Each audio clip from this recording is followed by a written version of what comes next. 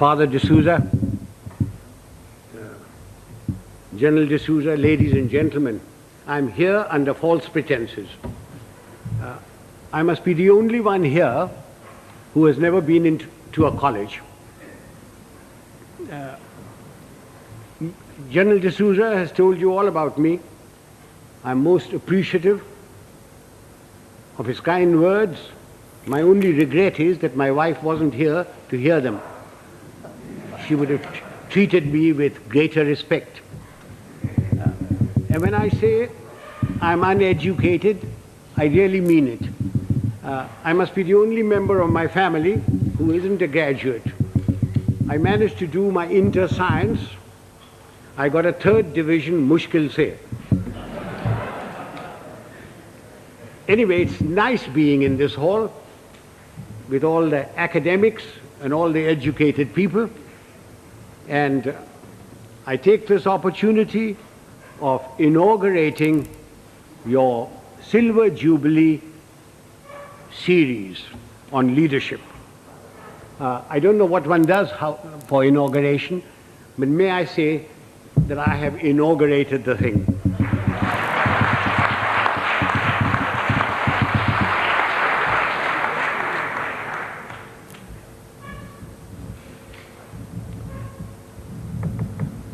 For a long time,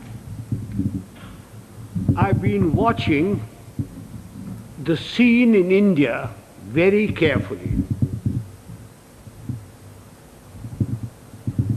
Wherever I go, whenever I pick up a newspaper, I find there are shortages. There's a shortage of fuel, there's a shortage of food, there is a shortage of foreign exchange, there is a shortage of housing, shortage of schools, colleges, everywhere.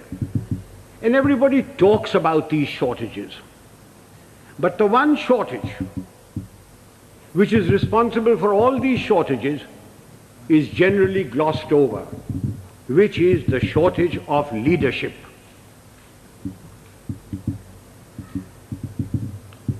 Father, don't misunderstand me, and gentlemen of the press, please don't misquote me, which you are always capable of doing and which you continue doing. When I talk of shortage of leadership, I do not mean just political leadership. I mean leadership in every walk of life. Whether it's political, administrative, in educational institutions, in our sports organizations, in our industry, amongst labor, amongst the law and order contingents, there is a shortage of leadership. I do not know whether leaders are born or leaders are made. There is a school of thought which says leaders are born. Father, we have a population of 780 million people, and we procreate at the rate of 1 Australia every year. And yet, there is a shortage of leadership. So if those of you who think that leaders are born and who contribute to that theory, may I suggest you throw away all Planned Parenthood and really let yourselves go. If leaders are not born, can leaders be made? It is my view that give me a man with reasonable common sense and decency, you can make a leader out of him. What are the attributes of leadership? There are many attributes. The cardinal attribute for leadership is professional knowledge and professional competence. Now you will agree with me that you cannot be born with professional knowledge. Even if you are the child of a minister, the son of a member of parliament or the progeny of a field marshal. Professional knowledge has to be acquired the hard way. It is a constant study. Professors, engineers, architects, lawyers, solicitors, doctors, they all study their professions continuously. They all contribute to magazines, to newsprints, to all sorts of things. But we in India, as soon as we reach positions of power, whether it's ministerial, secretarial, armed forces, or anywhere else, we think we are the repository of all knowledge. Professional knowledge has to be acquired the hard way. And without professional knowledge, you can never have professional competence. And if you haven't got professional competence, you cannot be a leader. I wonder, those civilian gentlemen who have been charged with the security of this country, whether they have ever read a book on the military profession. I wonder if they know the difference between a gun or a howitzer. I remember a minister one day coming to me. I'd left being the army chief then, and said, and I will talk to you in his own language, "Zara batao, ye howitzer kya cheez hoti hai?" And I said, "What are you talking about, howitzer?" Then I discovered that he meant a howitzer. And I said, "Well, why are you asking me? Why don't you ask the army chief and others?" He said, "Kaise पूछे उनसे? मैं minister हूँ, तेरे से तो पूछ लेता हूँ, तू जानता है कि मैं बेवकूफ हूँ." I wonder if they can distinguish a mortar from a mortar, or a gorilla from a gorilla, although a great many resemble the latter. Ladies and gentlemen, professional knowledge is a sine qua non of leadership. You have to have professional competence if you are expected to lead anything. It doesn't matter whether you are in the army, whether you are in the teaching profession, whether you are in industry. Unless you have professional competence and professional knowledge, you cannot be a leader. And it has to be acquired the hard way. You've got to study all your life. What takes me to the next attribute? The ability to make up your mind and take a decision. And having taken that decision, accepting full responsibility for it. Those of us who have suffered at the hands of superiors who cannot take a decision know what it's like. An act of omission is much worse than an act of commission. An act of commission can be put right, even if the decision is wrong, by colleagues, by subordinates, by somebody. But an act of omission cannot be put right. Why does a person not take a decision? Because he lacks confidence. Why does he lack confidence? Because he lacks professional knowledge and competence. Eustace will tell you that when I was the army chief, I'd go around, ask my generals, "What are you doing about this?" And he said, "Sir, I've been thinking, I've been considering." And then I produced for myself a Manekshawism.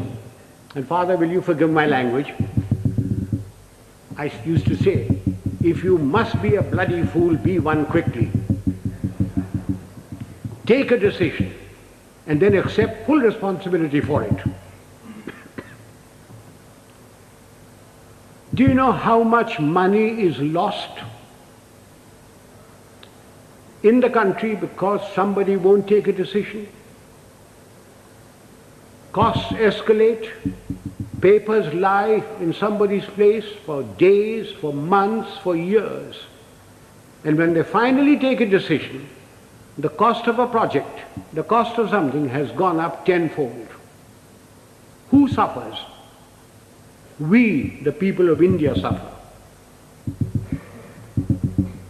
So that's the second requisite for leadership. The ability to make up one's mind, take a decision, and then stand by it.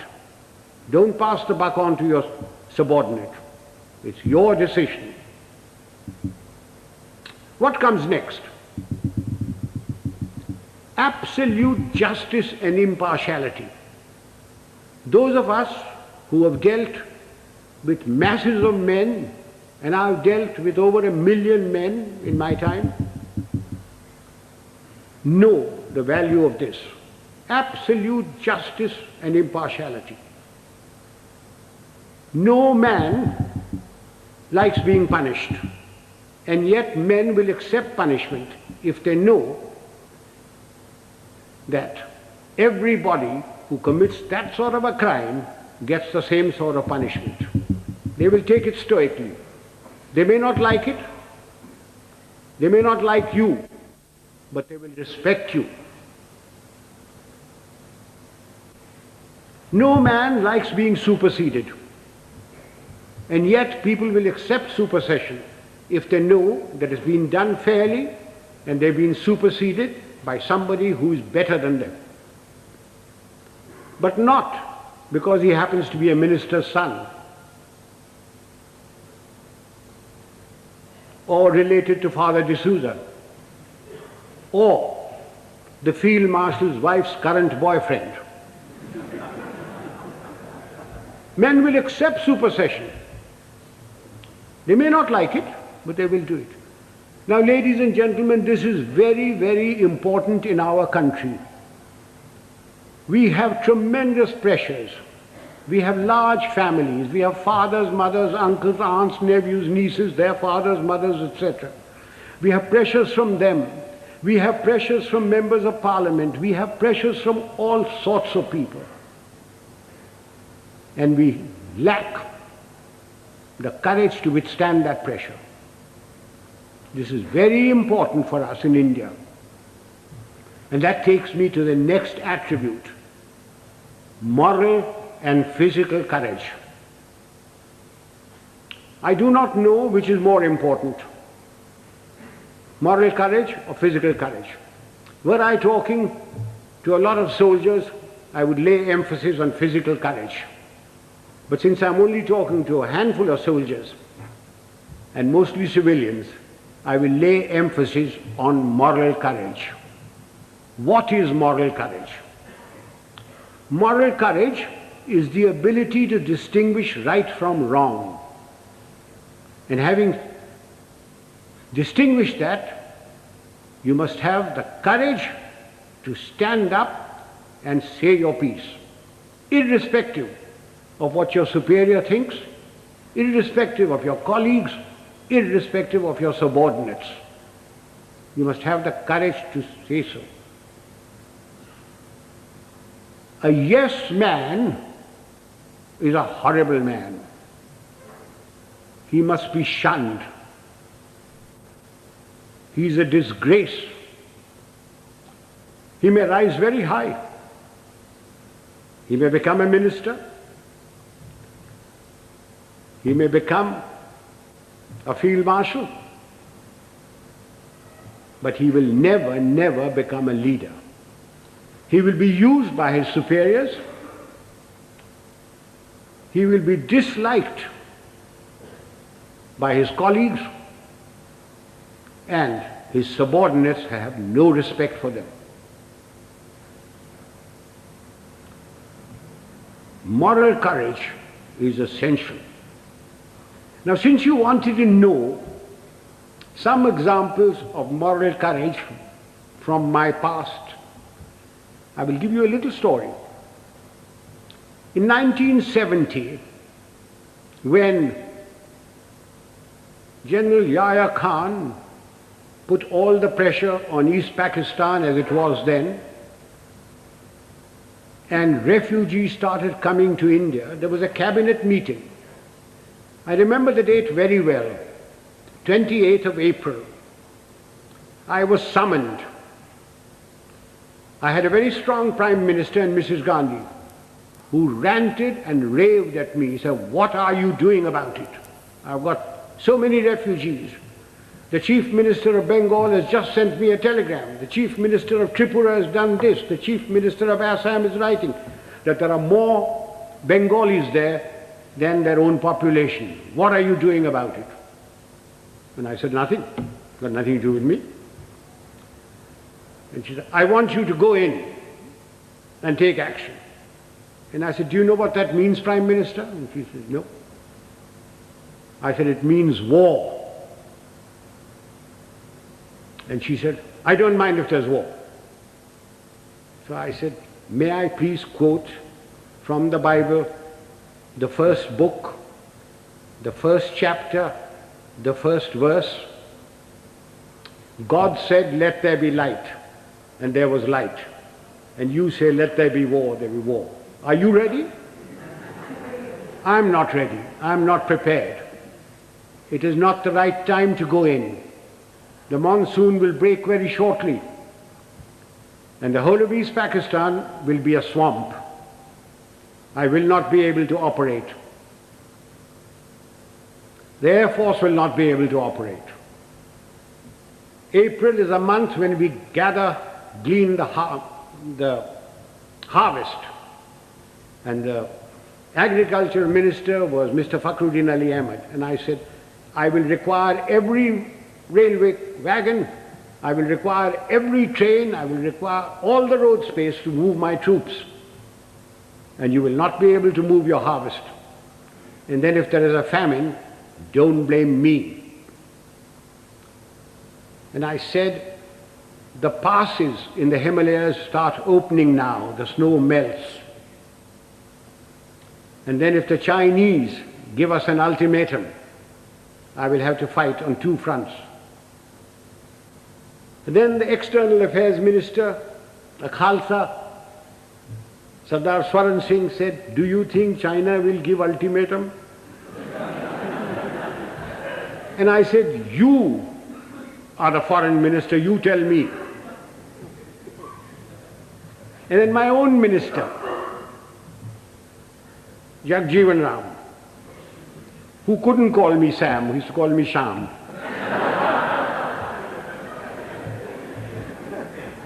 He said, "Sham, maan jao na." I said, "You can manne ki baat hai? I'm telling you what the facts are." And I said, "If you want me to do this, Prime Minister, I guarantee you 100% defeat. Now, Prime Minister, give me your orders." And there was dead silence. And she turned round and said, "The cabinet will meet at 4 o'clock. This happened at 10:30 in the morning. So, as the cabinet ministers walked out, I being the junior most man there, was the last to go, she said, "Chief, will you stay behind?" So I shut the door and I said, "Prime Minister, before you speak, do you wish me to send in my resignation on grounds of health, mental or physical?" I said, "Oh, sit down."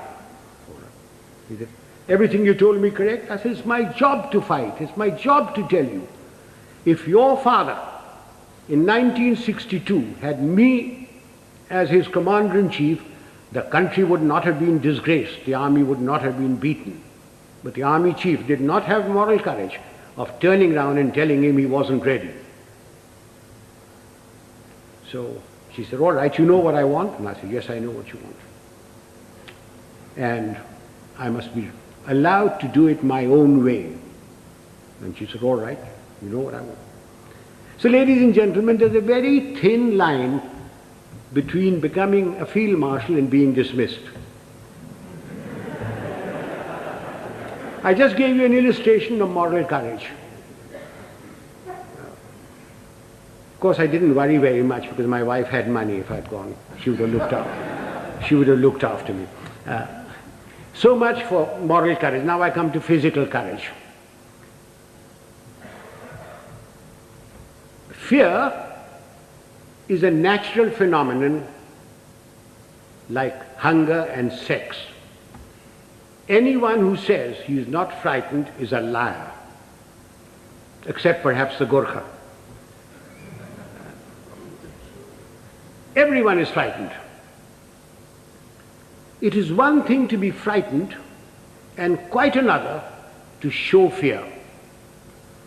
It's when your knees are knocking and your teeth are chattering and you're about to make your own geography.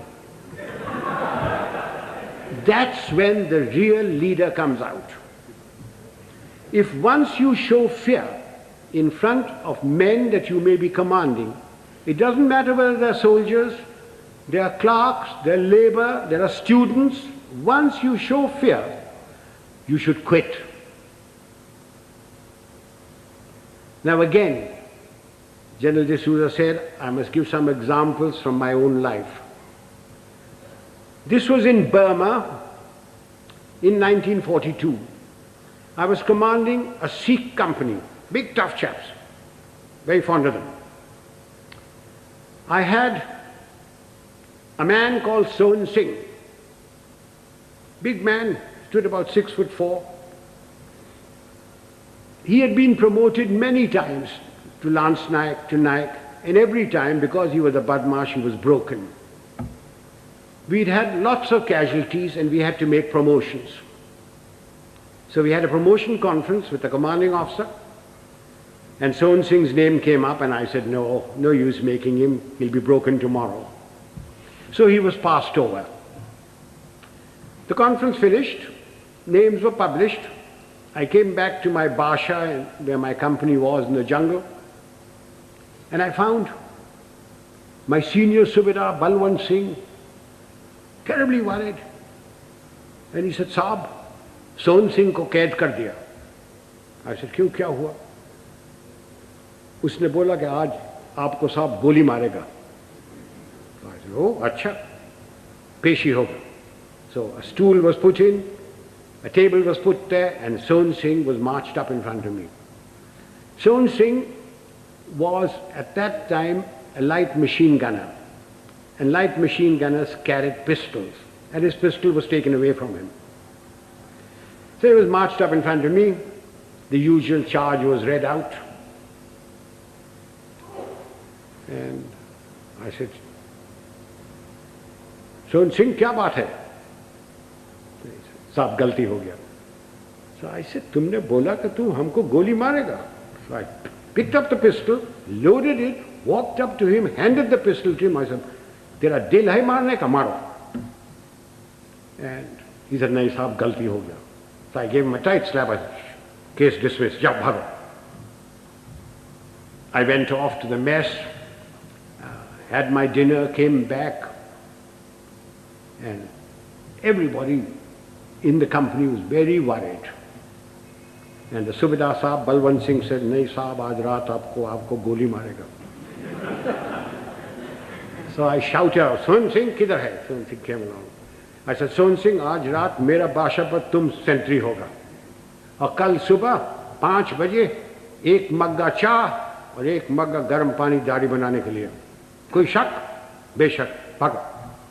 And I went in there. I was woken up in the morning by Sohan Singh with a mug of tea and a mug of hot water, and he followed me like a lamb throughout the conflict. Now, ladies and gentlemen, if you think I wasn't frightened, you are mistaken. I was terrified. But if I hadn't done that, and put Sohan Singh in the clink or something like that, everybody would have said, Dekha, hamara saab darta hai. Just an example of this. How often during riots and all that, some young sergeant with nothing but a little stick in his hand has walked in and quelled everything by showing courage. So physical courage is essential to leadership. You needn't be foolhardy like I was. I was very young. I don't know whether I'd do it today. But physical courage is essential. That takes me to the other attribute, loyalty. Now, does loyalty require very much explanation? We all expect loyalty from our subordinates. Do we give loyalty to them? Loyalty is a two-way thing. We expect loyalty, we have to give loyalty. Do we give loyalty to our colleagues? So remember that for leadership, you expect loyalty, you've got to give loyalty. Time is running short. There are other attributes. Remember, leadership is nothing else but management of men and resources. Management of men. Men have problems. Men in numbers can be very nasty. And a leader must be able to deal with them very firmly. When people misbehave, like they are misbehaving in Bombay these days, it's no use saying Jai Hind to them. You've got to deal with them very, very firmly. But you must never forget that men have problems. They have human problems. They have problems of debt, of family problems. They get easily despondent. And therefore, the leader must have a human touch. He must have a sense of humor to get them out of their despondency. He must have the gift of the gab. Unfortunately, our leaders have the gift of the gab, but they have no sense of humor. Further, men and women, generally speaking, like their leader to be a bit of a man, a bit of a lad. Take examples from history. Julius Caesar. Julius Caesar, you will agree he was a great leader. When he came to Rome, the senators used to lock up their wives. Take Napoleon. He had his Josephine and Marie Antoinette and Georgette and Paulette and any number of things. And you will agree he was a great leader. Take the Duke of Wellington. The night before the Battle of Waterloo, in his chambers there were more women of luscious proportions than staff officers. And he was a great leader. Do you know, sir, a thought has just struck me. All these three people that I've talked about had one thing in common. They all had long noses.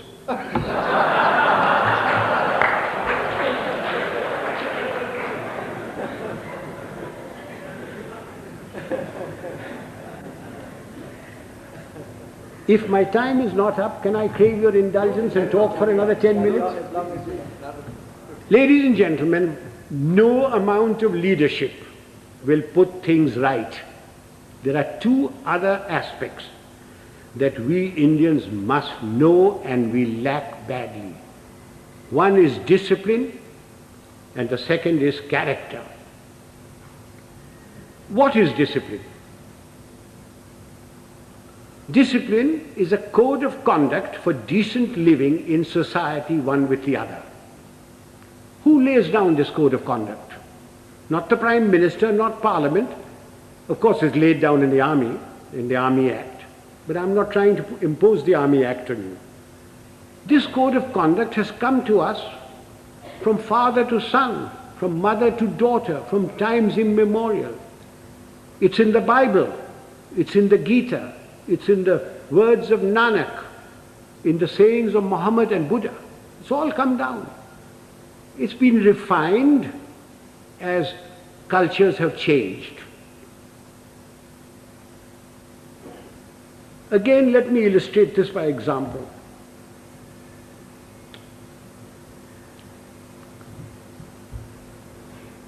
Non-punctuality is an act of ill discipline which is injurious to the state, injurious to its people. Some time ago, sir, I was invited to an university, as also my wife, unlike today.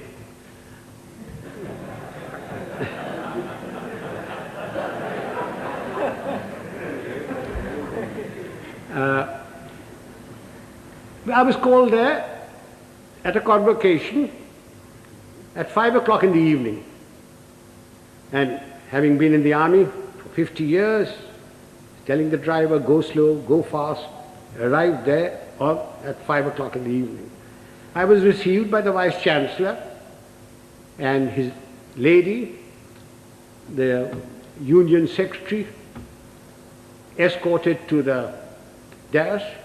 My wife too was asked to sit on the dais, and she politely refused, saying that she'd much rather sit down, as this is the only opportunity she has to look up to me.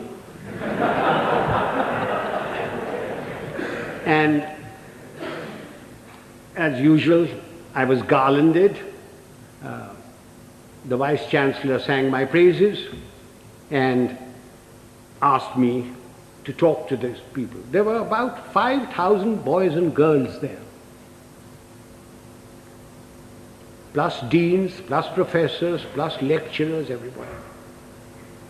And as I got up to get to the desk, to the lectern, the Vice Chancellor says to me, sotto voce, Field Marshal, a fortnight ago we had invited a VIP to the same function.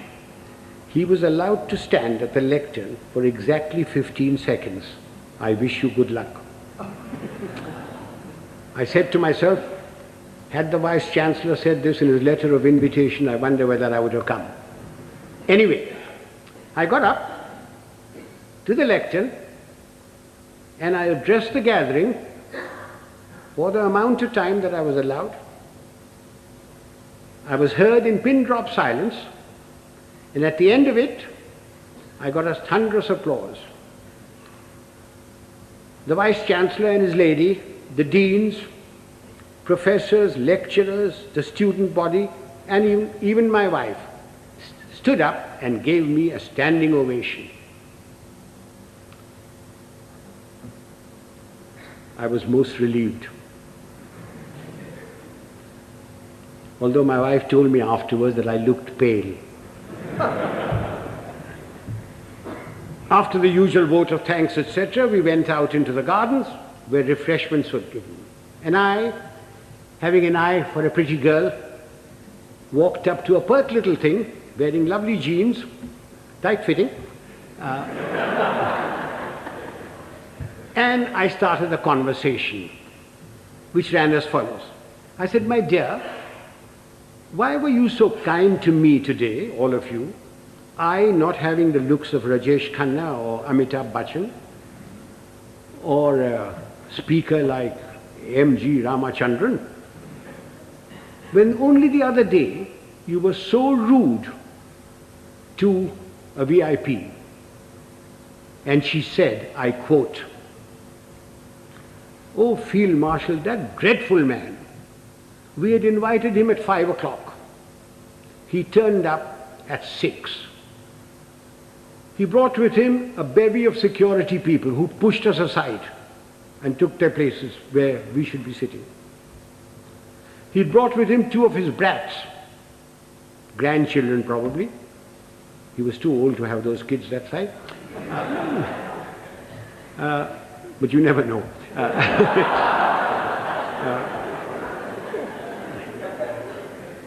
He was received by the Vice Chancellor and lady. He was the Union President garlanded him, and he demanded garlands for his 2 brats. The Union President, being very flexible, diverted the garlands for the Vice Chancellor and his lady to these brats. And then the Vice-Chancellor sang his praises, saying how fortunate we were that he had come here, that he has done so much for the country. And all the while, this man sat there. He had come unwashed, unshaven, wearing a dhoti, exposing 4/5 of his legs, scratching away.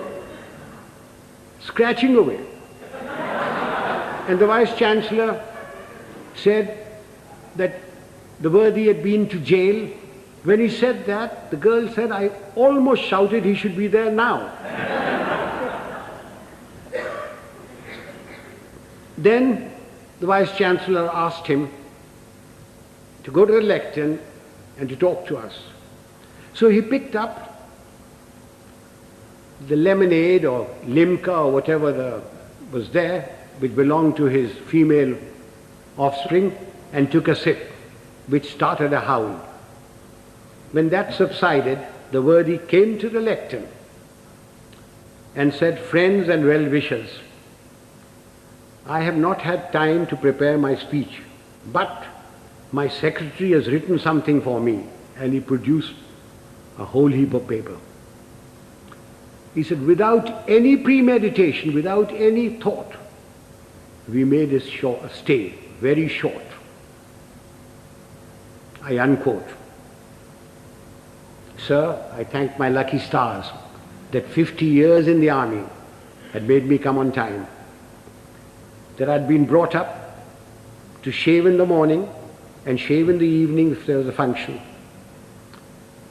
that I had a lounge suit on, and although I have very nice legs, I didn't expose them, that I didn't suffer from itch or eczema to indulge in the scratching of the unmentionable.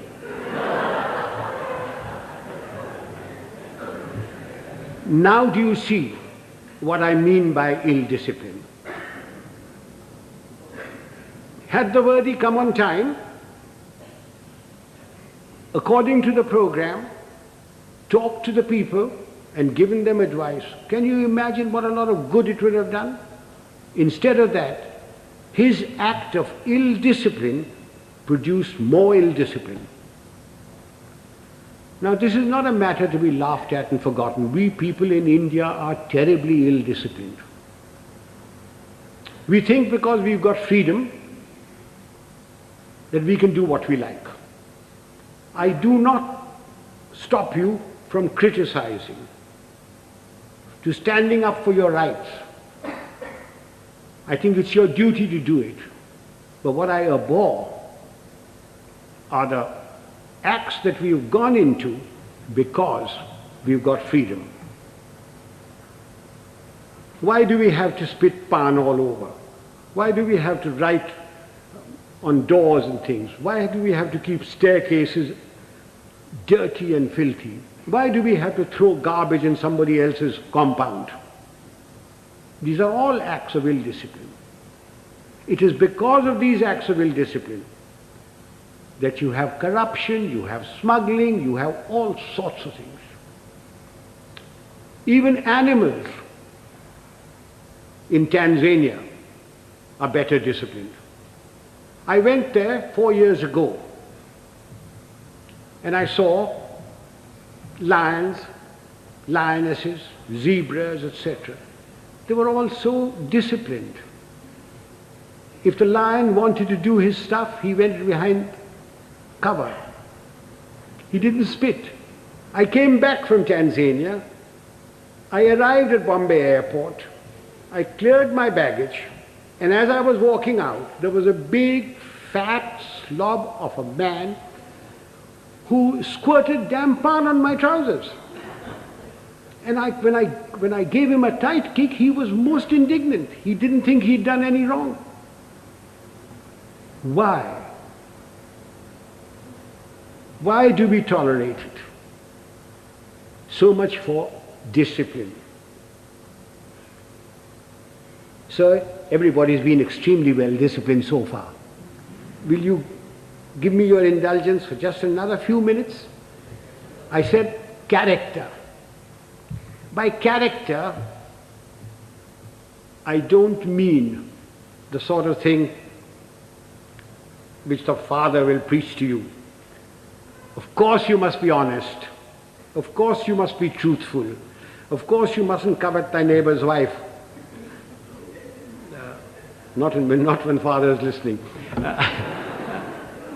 Of course you mustn't. All that is part of character. But I mean something bigger. It's knowing yourself, knowing what you really are. Unfortunately, we lack that sort of character. And what little we have is denuded by our fans, by the sycophants around us, by the hangers-on. Again, let me illustrate this by an example. Some years ago, Hollywood produced a picture of the great violinist and composer Paganini. And they got a very handsome actor, tall, good actor, who had some knowledge of the violin, to take the part of Paganini. And he was drilled to perfection, so that when that little cadenza was played and screened, the critics raved over it, raved at the movement of his fingers and of his bow. And this man's fans, sycophants, hangers-on, went on telling him that he was greater than Menuhin, greater than Heifetz, greater than Chrysler. And the man started believing it. And it took 8 months in a psychiatric home to rid him of this delusion. Do you know, sir, after the 1971 conflict, my fans, my hangers-on, the sycophants around me kept telling me, "Sir, you are the greatest general the century has produced. You are better than Rommel. You are better than Guderian. Auchinleck was nothing." And just as I was beginning to believe it, the Prime Minister created me Field Marshal and sent me off to the Nilgiris. And a hard-headed, no-nonsense wife deprived one more inmate of a psychiatric home. I thank you, sir.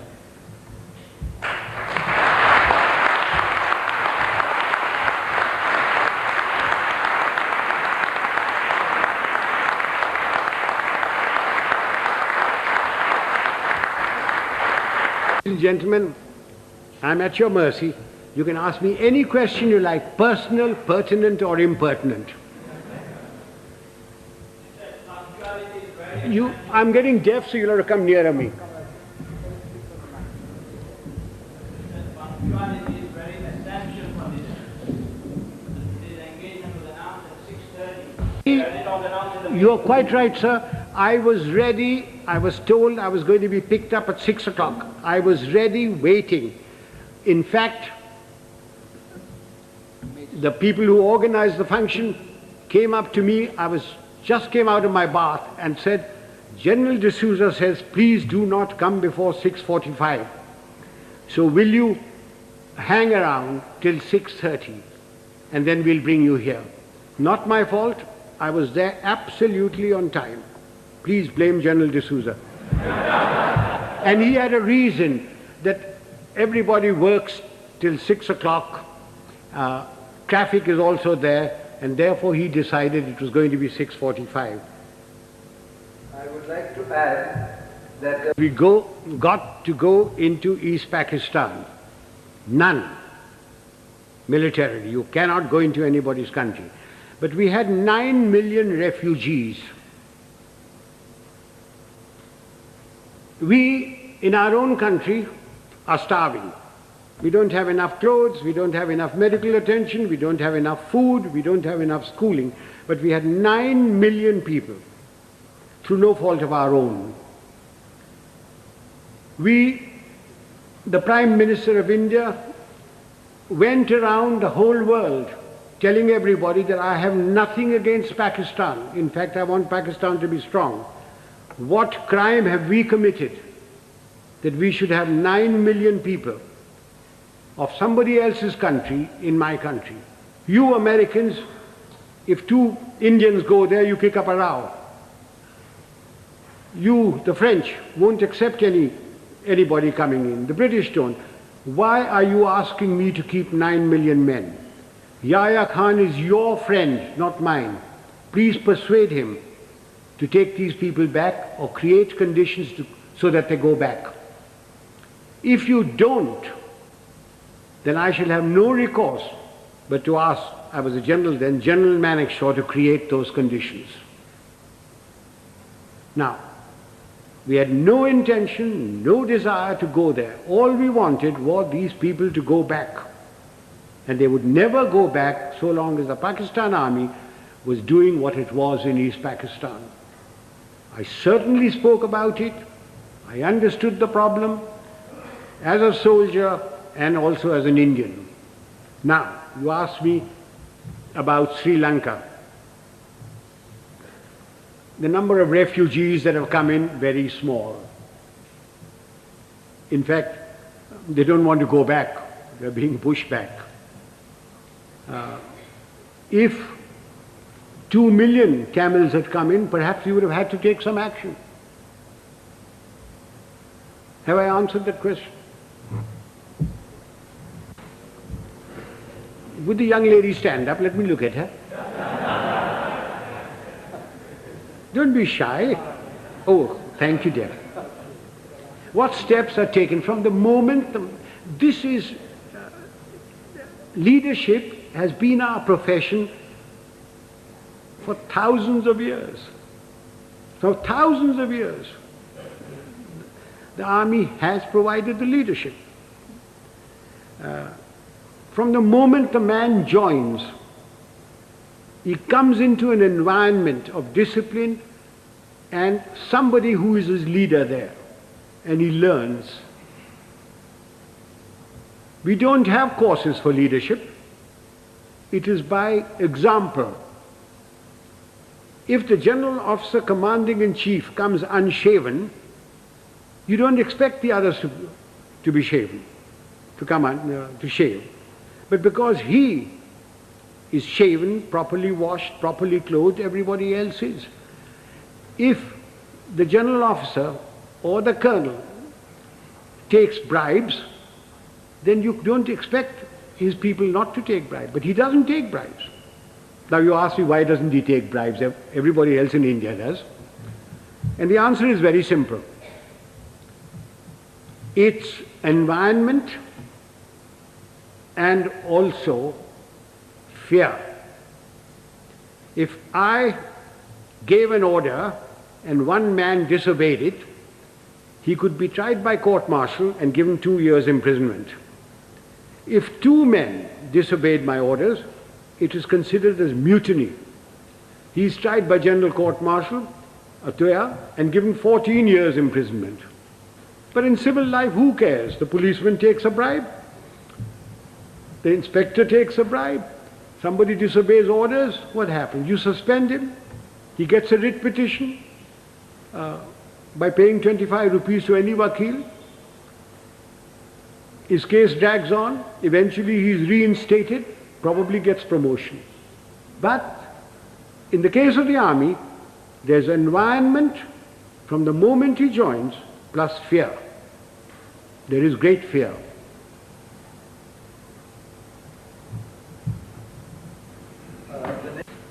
We Indians are alleged or supposed to be very religious people. If you read your own religious book, whether it be the Bible or the Gita or the Granth Sahib or the Quran, you automatically have discipline, self-discipline. From your childhood, if your parents are doing their duty, you get discipline into you. If you have any pride in yourself, you have discipline in you. So, talking of self-discipline, there it is. The Roman Catholic Church has done a great deal, for bringing discipline into the world. It has erred at times, but it has done a great deal for bringing self-discipline. One of the things is the confession. That has brought a great deal of self-discipline in people. You can confess to yourself. When you go to bed at night, when you say your prayers, confess to yourself what wrong you have done. Otherwise, I can't give you any answer for self-discipline.